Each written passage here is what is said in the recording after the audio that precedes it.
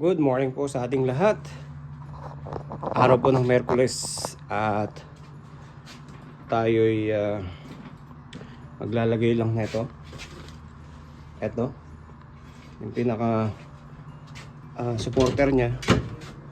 Lalagay natin ganito. Pakita ko lang, wait lang. So lalagay natin ganyan.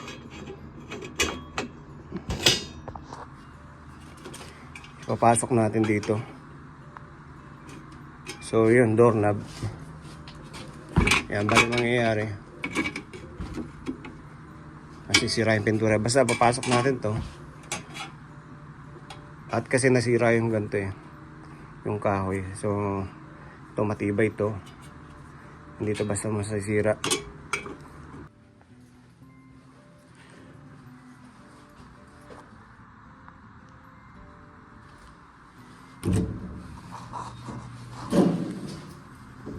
So, bali ganyan.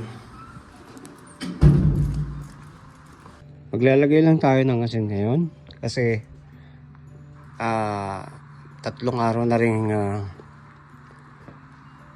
nag-melt yung snow sa daan. Lalo na sa property, yung mga entrance ay napakadulas. So, ito sa ginagawa din namin, sa trabaho namin, ang maglagay ng asin. So, hindi po ito yung asin na pinagsasahog natin sa mga lutuin natin.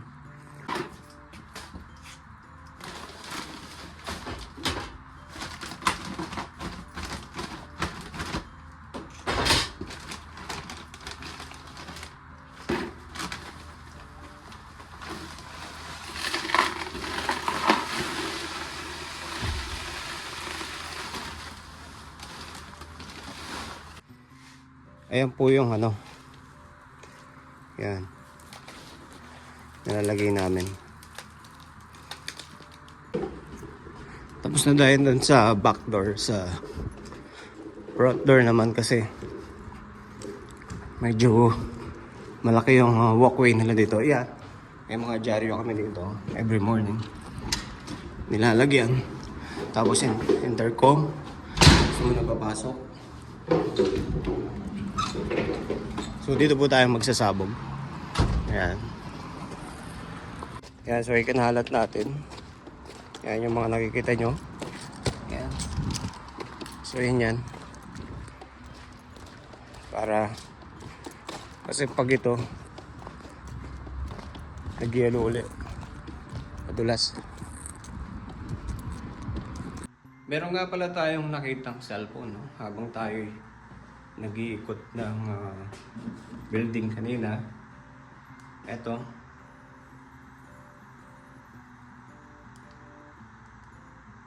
Ito.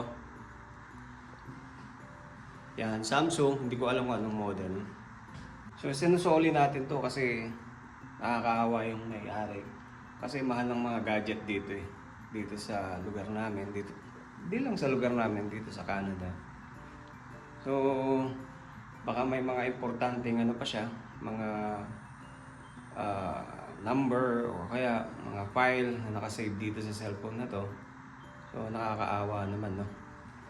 So lahat yun ibinabalik natin at para nire-report natin sa office.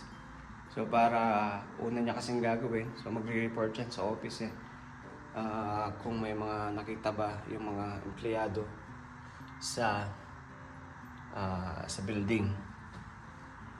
At yun, so nireport na natin to, i-report natin sa office para kung sakaling may mag-claim sa office na lang nila kuhanin. At yun, so siguro sa sobrang hindi natin alam, pagod sa trabaho, nakita ko to sa laundry, no, sa second floor.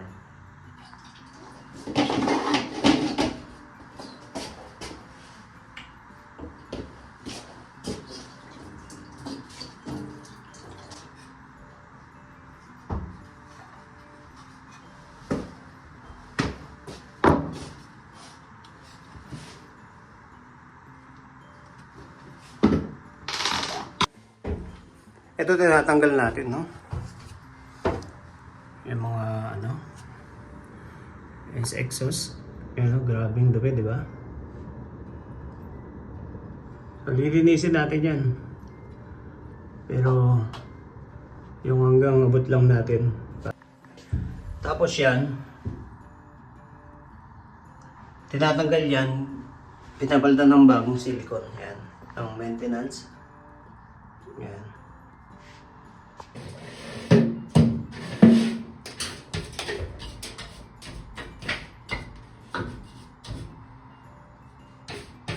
So yun na yung dumi. Ang dami yung. So kailangan natin talaga linisin yan kasi para malinis talaga yung hangin na lumalabas, walang alikabok. Kahit yung hanggang kabut lang natin, nililinis naman yan sa taas. Yan. So ito, ibabrush natin to para tanggal yan, yung mga yan. Tanggalin natin.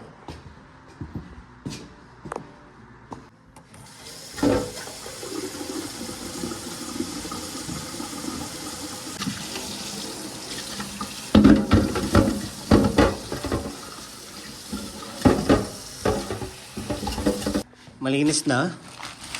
Yan. So gagawin na lang natin, sprayin natin para magmukhang bago.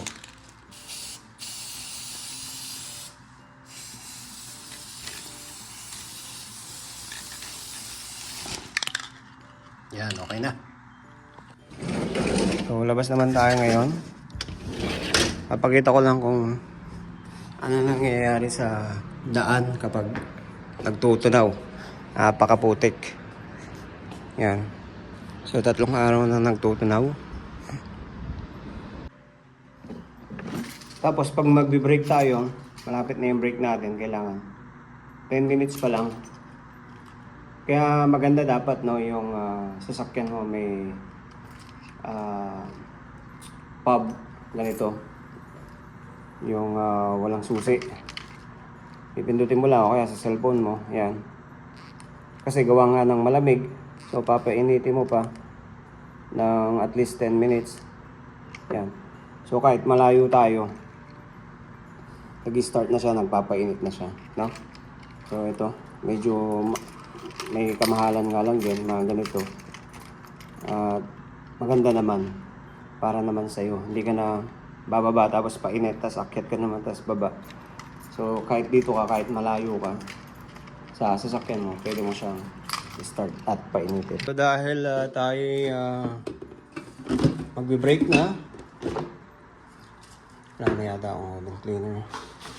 Ubus na yata. So eto, yung oven, kailangan na natin sprayan para pagbalik natin galing brake, wala na yung amoy sa masakit sa ilong. Yan. Napakadumi oh. Yan, nakikita nyo. Ang dumi at masakit sa ilong. Yan.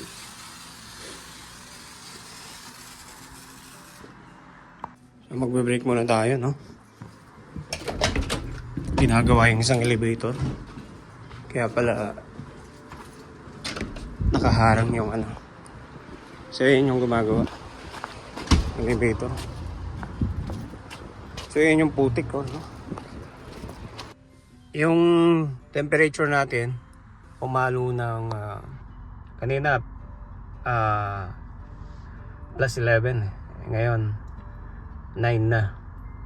So yung oras natin ay alas 12 pa lang. Yan o. So mangyayari, papakita ko sa inyo yung daan. Yan. So putik. So mangyayari, yung sasakyan mo, puro putik din.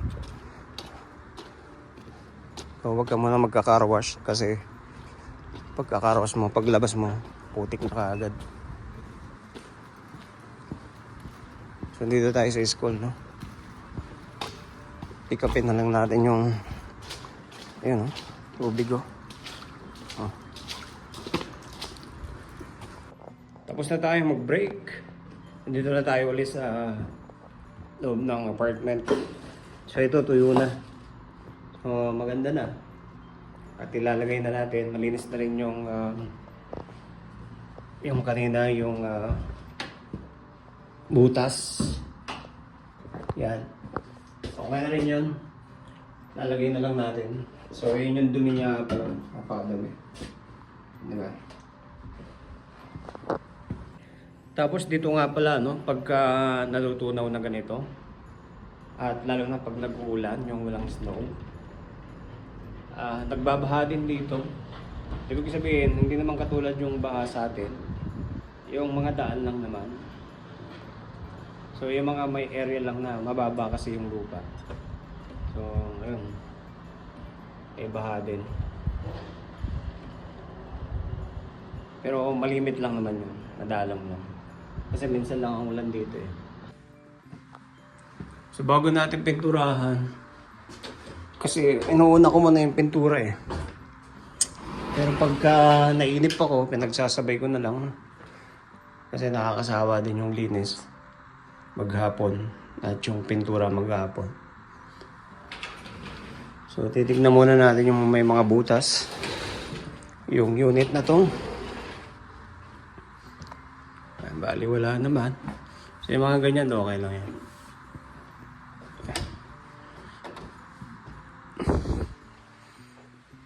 Bago natin umpisahang pinturahan ito,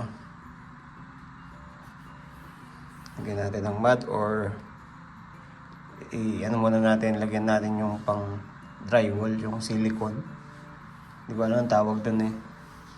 Yan, para pag minad mo, hindi na magbibiyak uli. Ito pa. So okay naman tong unit na to.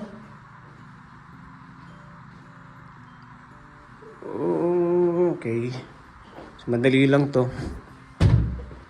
Isang bathroom, isang storage. Ayan. Living dining area, maliit. Balcony, konti lang yan naman dumi. Ayun lang yung dumi. Ayan, yung siguro sa pasok. May napansin ako dito sa glass door na to. Pag sinasara mo, ayan o, may gap sa baba. Ayan. So hindi pantay. Ayan. Nakakapasok yung hangin. Ayan, hanggang pataas. So siguro gagawin natin. Kasi maaaring lumakas yung hangin tapos bumagsak. Kasi madalas dito yan pagka, lalo na pagka hindi naka-open yung naka-open pala yung isang ganito, yung pinto. Sa sobrang lakas ng hangin, kasi dito malakas ang hangin. Yung naiaangat niya at nasisira, nababasag, bumabagsak. So napakamahal pa naman to, no, ng paggawa nito. Tapos ang bigat-bigat. Siguro ayusin muna natin. Ano natin sa likod.